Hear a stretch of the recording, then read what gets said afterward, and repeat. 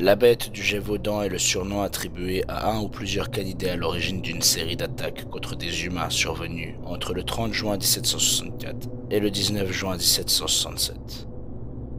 Le plus souvent mortelles, ces agressions entre 88 et 124 morts selon les sources ont surtout lieu dans le nord de l'ancien pays du Gévaudan, région d'élevage correspondant globalement à l'actuel département de la Lozère. Quelques cas sont signalés dans le sud de l'Auvergne, le nord de Vivarais, le Rouergue et le sud du Velay.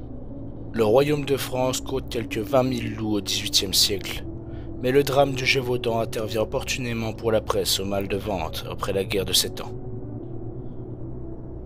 Ainsi, le Courrier d'Avignon, puis la Gazette de France et les gazettes internationales s'emparent de l'affaire et en quelques mois, publient en feuilleton des centaines d'articles.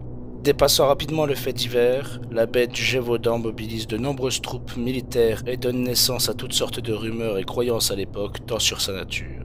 Perçu tour à tour par les contemporains comme un loup, un animal exotique, un sorcier capable de charmer les balles, voire un loup-garou, que sur les raisons qui la poussent à s'attaquer aux populations.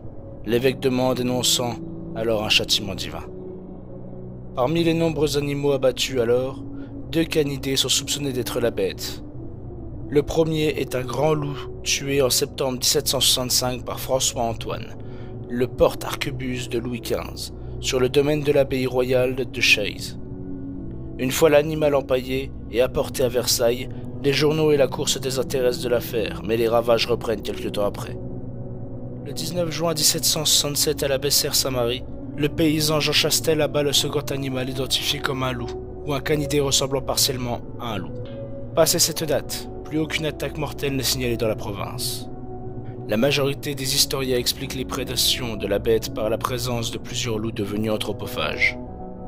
Ce phénomène peu commun mais marquant est observé à plusieurs reprises lorsque des bêtes dévorantes adoptent un comportement déviant similaire à celui de la bête du Gévaudan.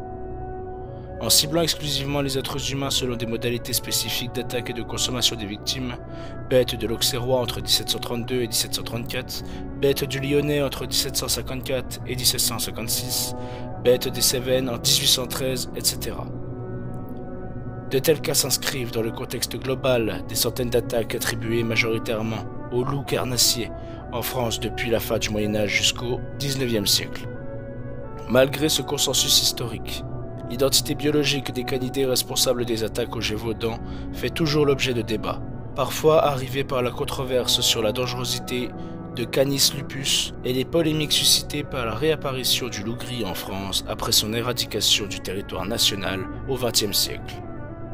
Puisant notamment leur inspiration dans les romans de l'angliciste Abel Chevalet et du folkloriste Henri Pourrat, fictions publiées respectivement en 1936 et 1946. Certains essayistes évoquent l'œuvre d'un tueur en série, qu'ils présentent quelquefois comme un dresseur de fauves conditionné pour tuer femmes et enfants. Des auteurs lycophiles défendent ainsi la théorie de l'innocence des loups en accusant le comte de Morangis, décrit pour l'occasion comme un noble pervers, et le paysan Antoine Chastel, fils du tueur de la bête, dépeint erronément en demi-sauvage castré en dépit de sa nombreuse descendance. Or, aucun document ne corrobore l'hypothèse d'une telle implication criminelle. En Lozère, plusieurs sites touristiques entretiennent la légende. L'histoire de la bête du Gévaudan nourrit de nombreuses œuvres de fiction, littérature, théâtre, bande dessinée. 3 films s'inspirant des faits sont tournés en 1967, 2001 et 2002.